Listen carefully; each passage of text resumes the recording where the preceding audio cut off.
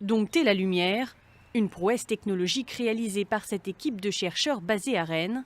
Ici, on construit des boîtiers qui changent la forme de la lumière au sein des fibres optiques des réseaux locaux.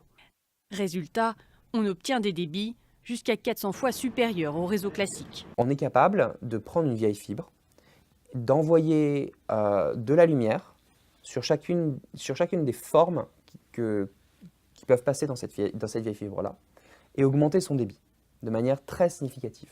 Chacune des formes peut porter plusieurs centaines de fois plus d'informations que si on ne pointe pas, si on ne contrôle pas la forme de la lumière, et on peut avoir entre 4 et 10 formes dans la fibre. Des travaux en optique quantique qui avaient débuté en 2010 dans ce laboratoire parisien. Nous, on manipulait la lumière pour faire de l'imagerie quantique, on appelait ça, et finalement, on l'a utilisé pour faire de l'imagerie classique appliquée aux télécommunications.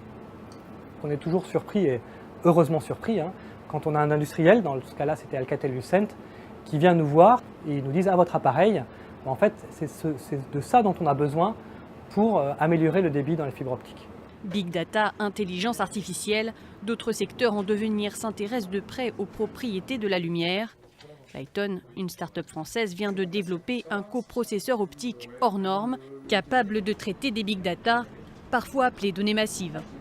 Sa spécificité, il n'utilise pas des électrons, mais des photons, et donc de la lumière pour transmettre l'information. Une partie des électrons sont convertis en lumière à travers l'utilisation de 2 à 4 millions de petits miroirs.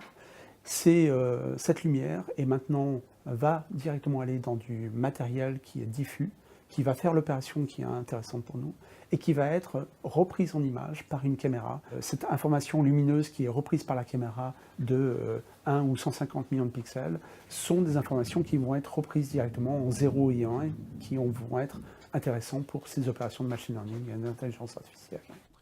Un processeur ultra rapide et économe en énergie qui pourrait changer la donne dans le monde de l'Internet des objets, comme celui des voitures autonomes, mais aussi dans le domaine de la génomique ou de l'intelligence artificielle.